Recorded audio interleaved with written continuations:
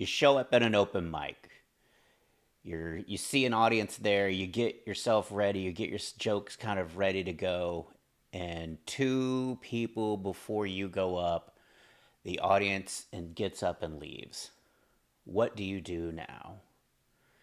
So here are some tips of things you can work on with no one around.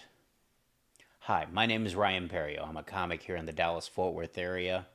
I've been doing stand up comedy for 20 years. I performed at numerous clubs all around Dallas Fort Worth as well as beyond. And here are some tips of things that you can do in an empty room.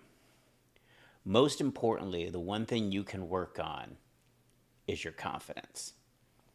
Nothing builds confidence like repetition.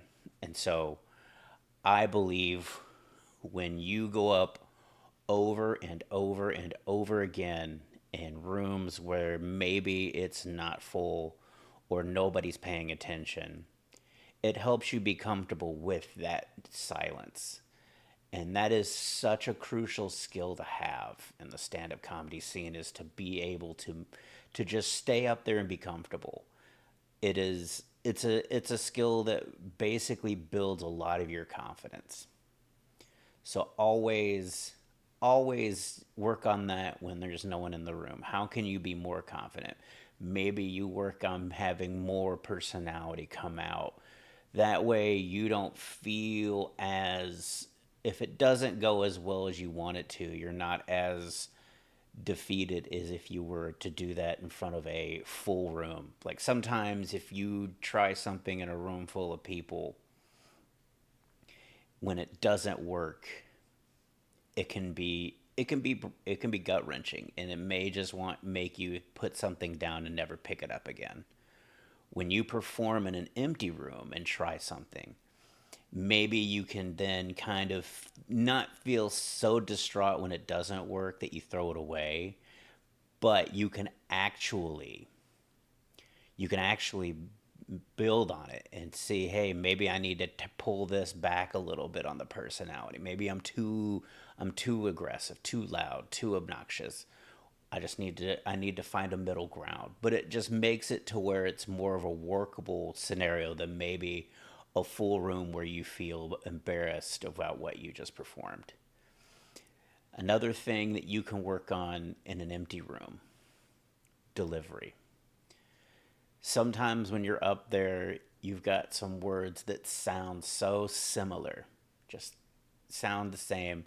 You can get tongue tied, and that's where a lot of myself speaking, I run into a lot of issues where I basically stumble over my words just because there's so many words that sound the same. One of my jokes, like about my dad, I say I have, pray to God that a blue Corolla.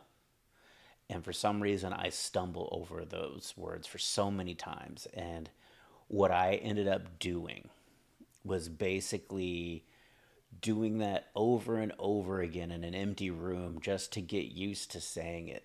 If it's an empty room, you can do the same joke back to back. They're not going to be like, hey, one joke per. You can redo the bit because there's no one there to stop you. There's no there's nothing there to prohibit you from working on this. Another thing you can try to work on when you're in an empty room is act outs. If you feel that you want to try to do an act out, an empty room is a perfect time, especially if you video record it, because then you can kind of see what you look like doing that act out. Because so many times I feel like I am just all over the stage, I am moving everywhere, and then I open the video and I'm just a hand up,